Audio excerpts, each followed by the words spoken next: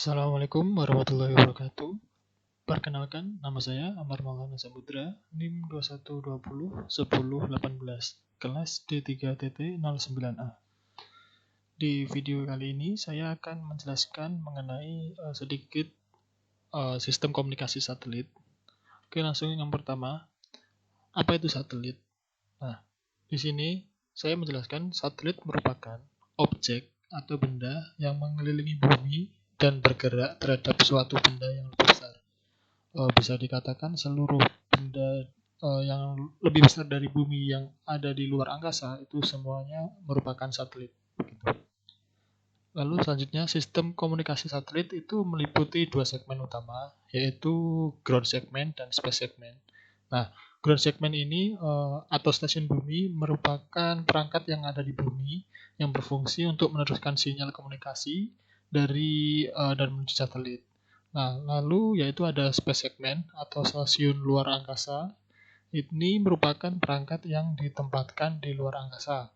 Nah, dalam hal ini adalah satelit itu sendiri yang berfungsi untuk meneruskan sinyal dari dan menuju stasiun bumi atau antar satelit. Nah, sebagai contoh, bumi itu merupakan satelit karena mengelilingi matahari. Begitu. Terus satelit itu juga terdapat dua jenis, yaitu satelit alami dan satelit buatan manusia.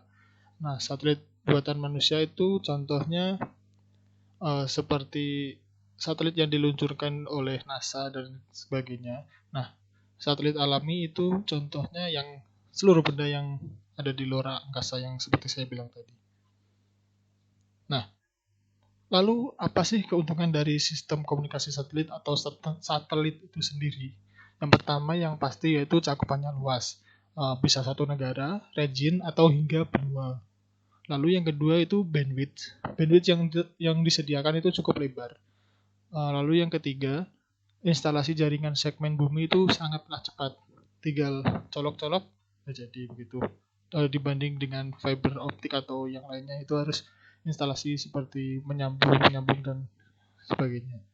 Lalu yang selanjutnya itu biaya relatif rendah per site. Lalu layanannya seragam. Yang selanjutnya yaitu layanan total hanya dari satu provider. Terus yang terakhir, layanan mobile atau wireless yang independen terhadap lokasi. Nah, ada keuntungan, tentu saja ada juga kelemahannya. Apa sih kelemahannya dari sistem komunikasi satelit? Yang pertama itu upfront cost tinggi. Lalu yang kedua, biaya komunikasi sama baik biaya komunikasi itu sama, baik jarak dekat maupun jarak jauh. Lalu yang ketiga, hanya ekonomis jika jumlah user besar dan kapasitas yang digunakan secara intensif. Jadi jika usernya sedikit itu semakin mahal. Tapi jika user yang memakai banyak itu kapasitas yang digunakan lebih ekonomis begitu. Lalu yang selanjutnya itu delay-nya lebih besar. Yang terakhir rentan terhadap pengaruh atmosfer dan lain-lain. Nah, kita udah membahas keuntungan, terus kelemahan dan juga apa itu satelit. Nah, di satelit juga itu ada beberapa jenis orbit satelit.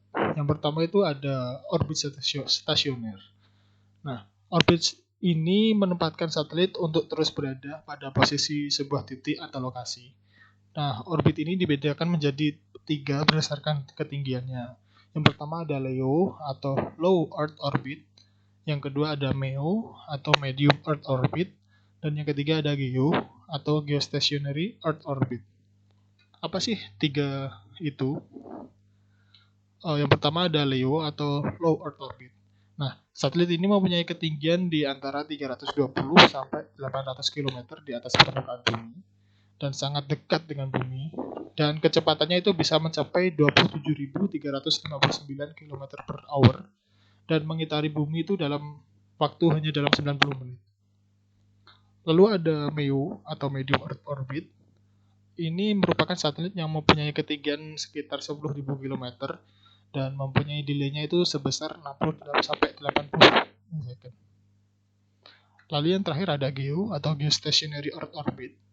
Satelit ini ditempatkan dalam orbit yang posisinya tetap di suatu titik di bumi dan memiliki waktu edar yang sama dengan bumi. Nah, posisinya ini sejajar dengan garis khatulistiwa atau mempunyai titik lintang 0 derajat dengan jaraknya sekitar 35.786 km dari permukaan bumi. Nah, kita udah membahas 3 jenis satelit dari orbit stasioner. Lalu yang kedua itu kita akan membahas jenis satelit yang kedua, yaitu orbit polar. Nah, satelit ini yang mengorbit pada orbit polar merupakan satelit dengan inklinasi sebesar 90 derajat dari orbit geostasioner. Lalu yang jenis orbit ketiga yaitu orbit eliptikal. Nah, satelit yang mengorbit ini berbentuk seperti elips terhadap bumi dan menghasilkan jarak yang tidak sama pada setiap posisi dengan permukaan buminya. Oke, selanjutnya tentu saja dari sebuah sistem komunikasi satelit itu membutuhkan sebuah frekuensi satelit, yaitu yang pertama itu ada frekuensi L-band di antara 1 sampai 2 GHz. Nah, frekuensi yang dimiliki ini relatif rendah sehingga L-band mudah diproses dan peralatan RF yang dibutuhkan pun tidak terlalu canggih serta lebih murah. Ukuran lebar balok yang lebih lebar menjadikan akurasi penunjuk antena tidak mesti seakurat band yang lebih tinggi. Lalu yang kedua itu ada frekuensi S-band di antara 2-4 GHz frekuensinya. Nah, frekuensi ini umumnya digunakan pada aplikasi. Frekuensi ini sudah dimasukkan secara internasional ke dalam wilayah license XM atau bebas license G, serta dipergunakan bersama oleh publik atau frekuensi sharing. Lalu yang ketiga itu ada C-band. Frekuensinya di antara 4-8 GHz. Satelit C-band ini melakukan transmisi sekitar 6 GHz dan menerima sekitar 4 GHz. Nah, dan antena yang digunakan lumayan besar karena berukuran 2,4 sampai 3,7 meter. Nah, penggunaan C-band ini dijumpai pada kapal-kapal besar yang melintas lautan secara teratur dan selalu membutuhkan konektivitas saat bergerak dari suatu wilayah ke wilayah lain.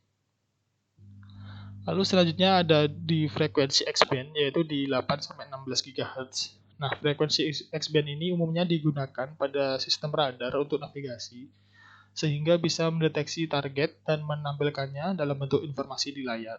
Misalnya untuk mendeteksi jarak kapal dari darat, keberadaan kapal lain, keberadaan benda mengambang, pulau, batu, gunung es, dan yang lainnya, serta rintangan lainnya yang ada di laut. Dengan sebab itu, kapal bisa melakukan langkah antisipasi untuk menghindari tabrakan. Lalu yang selanjutnya ada frekuensi KU-band.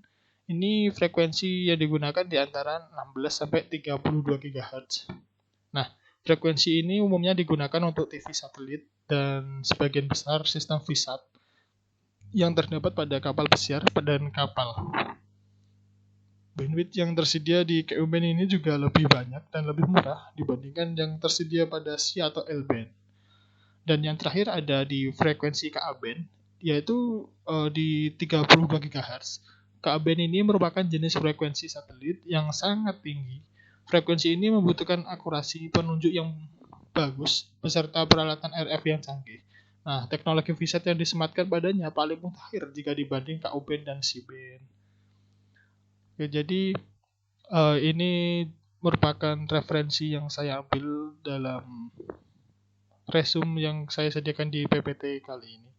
Yang pertama itu ada di buku Sistem Komunikasi Satelit dengan penerbit Andi yang ditulis oleh Bapak Imam MBP dan Bapak Wahyu Pamungkas. Dan yang kedua itu ada dari jurnal artikel dengan judulnya itu Peluang dan Tantangan Memanfaatkan Frekuensi Ka-band untuk Sistem oleh Pradonowi di tahun 2017 di halaman 105 sampai 120. Oke, mungkin cukup sekian penjelasan sedikit tentang sistem komunikasi satelit. Kurang lebihnya mohon maaf. Wassalamualaikum warahmatullahi wabarakatuh.